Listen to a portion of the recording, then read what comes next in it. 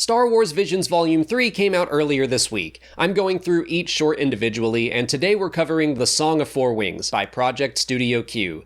This short is all about the fun and the vibes, so let's dive in. First, I just think the Japanese blue text looks awesome. Slap that on a shirt, Lucasfilm. Second, the song is a bop. Ever since Niamos and all the songs for the Survivor soundtrack, Star Wars has been killing it with in-universe music.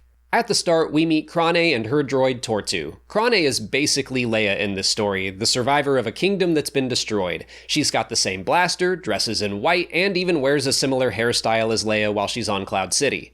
During a recon mission, she discovers a ruined village, and Tortu detects survivors. The flames remind Krane of her own past and the destruction of her kingdom thanks to several Imperial walkers.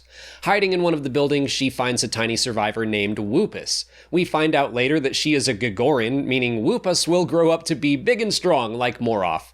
But right now, he's just tiny and adorable. Back outside, they're met by snowtroopers that they fight off together, and then they escape on their speeder bike. Again, the music is just vibing. It's the highlight of the episode for me. They come across, I guess we should call it a snow crawler, because it looks an awful lot like a sand crawler. Krane just says it's a mining transport, which is what sand crawlers were initially used for. They realize the Empire is on the planet to mine for coaxium, and as they approach, AT-ATs explode out of the ice. This is one of those Visions moments that doesn't make a ton of sense, but it's just plain cool. Like the music, it's a moment that's just about the vibes more than anything else. AT-ATs hiding in the ice? Rad. Blowing one up with a well-placed thermal detonator? Cool. Oh, one of them is loaded up with seismic charges? Of course it is. This short is so driven by its audio. Why not throw in one of the absolute best Star Wars sounds a dozen times? And all that culminates with Tortu's transformation into basically a wearable X-Wing. I kinda wish that weren't in the trailer because it's absolutely awesome, and I love that it feels natural in the context of the rest of this story.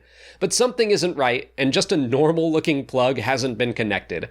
So Woopus uses the Force to put it back together, and they take one shot to blow up the mining transport, and you can hear just a bit of the Star Wars theme when it explodes. It's just fun. That's how I would sum up The Song of Four Wings. Just a fun time. I think Project Studio Q wanted to do a bunch of Star Wars stuff set to some lighthearted, cool music. We've got a princess, and droids, and snowtroopers, and walkers, and a cute little Force-sensitive baby, and X-Wings, and the Force, and an impossible shot.